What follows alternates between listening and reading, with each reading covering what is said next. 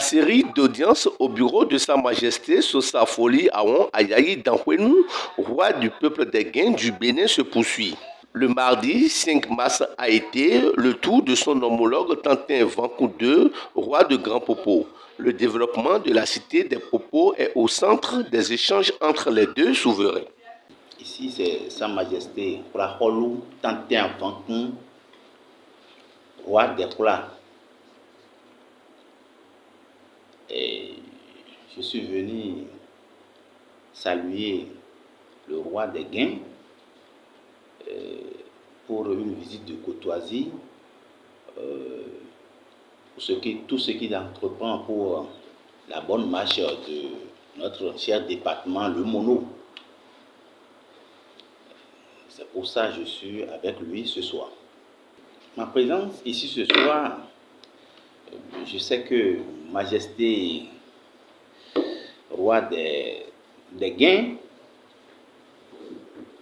Foli Aon, n'est pas souvent présent au pays compte tenu de ses mouvements à l'extérieur. Donc, comme il est rentré, j'ai pris rendez-vous pour venir le voir, le saluer d'abord, pour qu'on discute un peu de développement de notre localité. Oui, c'est pas faux, c'est vrai. Je vous remercie. Comme à l'accoutumée, à chaque fois que je rentre au pays, je reçois certains de mes homologues, de mes collègues rois, et on discute de beaucoup de choses par rapport au fait que moi j'ai peut-être eu cette chance d'être à cheval entre plusieurs pays. Je fréquente les autres rois, et puis bon, vous savez, les rois sont des chefs de terre à l'époque. Bon, les Blancs sont venus nous l'arracher.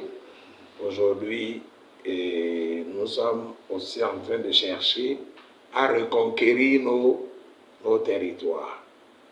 Bon, nous discutons, pas pour blesser qui que ce soit, mais nous discuterons toujours pour chercher les voies et moyens pouvant nous permettre, n'est-ce pas, de bénéficier du peu que l'État béninois nous a promis. Parce que je faisais partie des 10 grands rois que notre chef d'État, Patrice Talon, a reçu plusieurs fois. Et il a été dit qu'on devrait profiter d'un certain nombre de choses. Mais celle qu'on a vue jusqu'à présent, c'est la reconnaissance de la chefferie traditionnelle avec l'article 151-1. La suite ne suit toujours pas, et nous sommes là-dessus, et nous pensons que le chef de l'État tiendra parole, parce qu'il a dit devant nous. Bon, oui, il ne peut pas aussi tenir parole aussi n'importe comment par rapport au fait que dans la chefferie traditionnelle, dans la royauté, il y a trop de désordre. Il faut qu'on le dise. Le désordre, c'est quoi? N'importe qui se lève, il devient roi. Il faut, au préalable, une enquête. Et cette enquête, bon, on ne sait pas comment ça a été fait, les résultats sont bloqués, on ne comprend rien. Donc, à travers ça, nous pensons humblement que mon cher frère de Grand Popo, parce qu'il parle des Khola.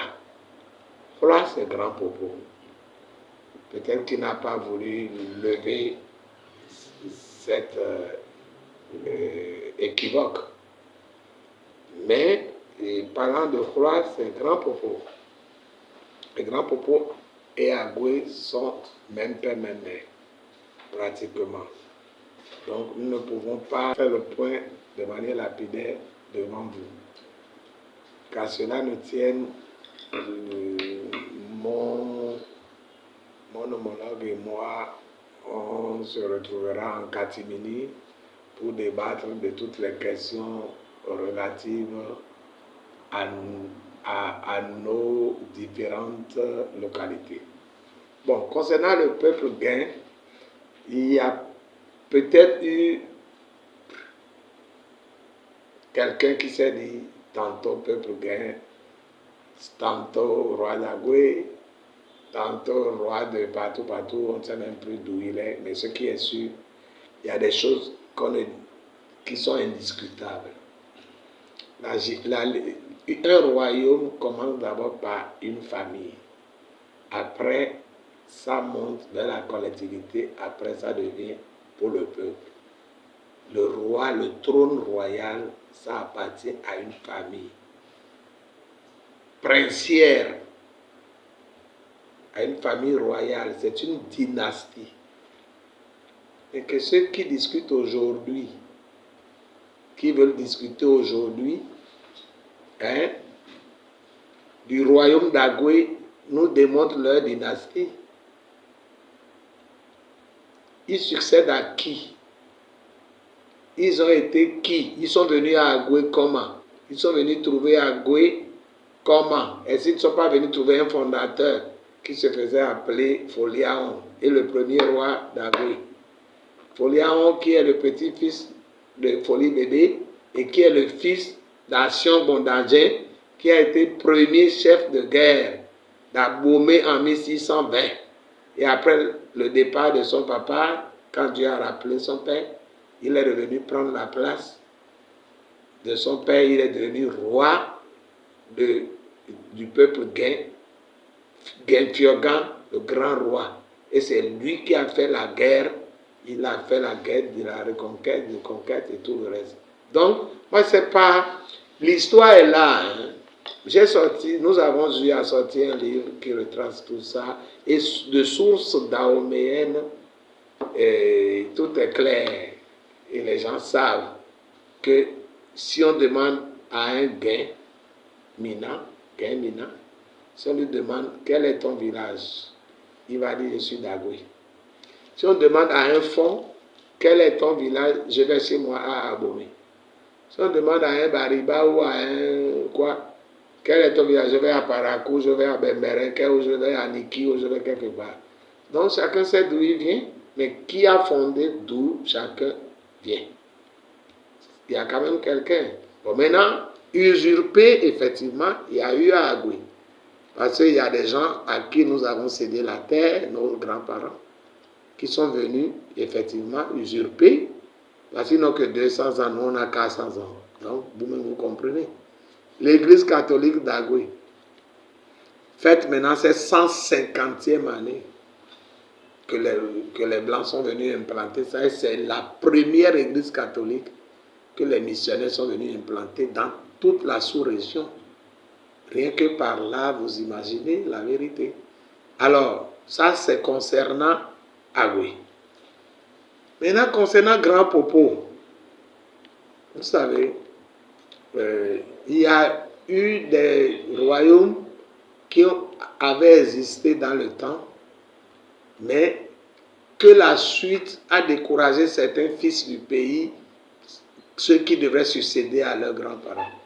Ils se sont expatriés parce qu'ils sont à la recherche d'un lendemain meilleur.